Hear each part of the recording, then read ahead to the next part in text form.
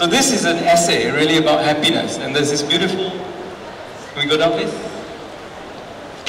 So this is the one word, it just says happiness, and there's this lovely big emoji of Tunku to represent it.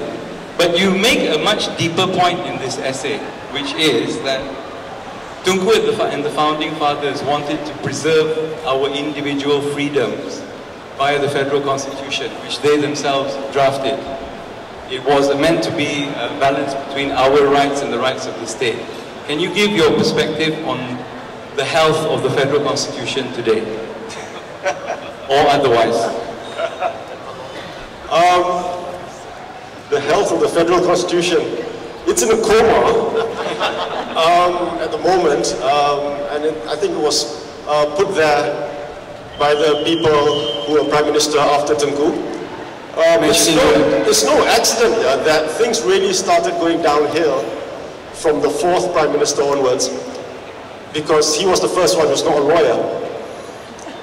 You see, so once we start trusting the doctors and the whatnots, you know, things just go haywire. Yeah, I think that's the key thing. I mean, like, Tunku was a lawyer, and so he understood the values of the law. He understood the value of the rule of law, he understood the value of the Constitution, and the protection that the Constitution provides us. And this protection is what gives us the freedom with which to seek our own happiness, without, you know, without too much infringement by the state or by other people. All right?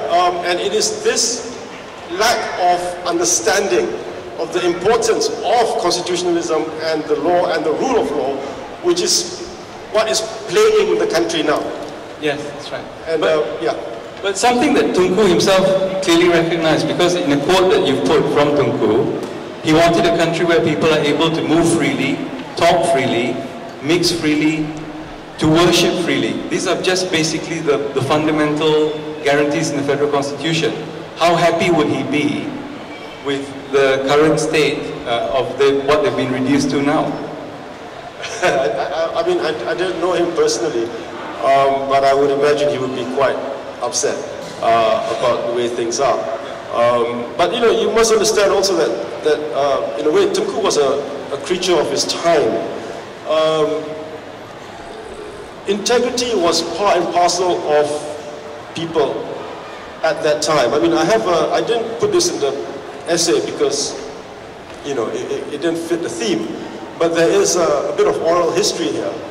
When Malaya was first independent, Tunku was looking for a Minister of Education, and he approached a school inspector from Kedah, and he asked the school inspector, you know, could you help me by doing this?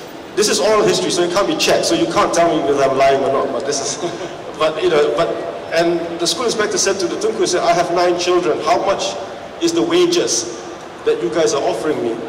And he said, this much. And the guy says, I can't do it. I can't afford it. I cannot afford to be an UMNO minister. Oh my God, how times have changed. Right? You know, and that was the thing, you know, and you know, if you're surrounded by people with integrity like that, who think this is a job, could I afford to do this job because the pay is so rubbish? I can't. You know, that is a situation that we had before. But now, politics is seen as a means of making money. You know, and the concept of service, I don't think exists anymore. And I think all this, including the fact that we are as incredibly divided now, would have upset the old man.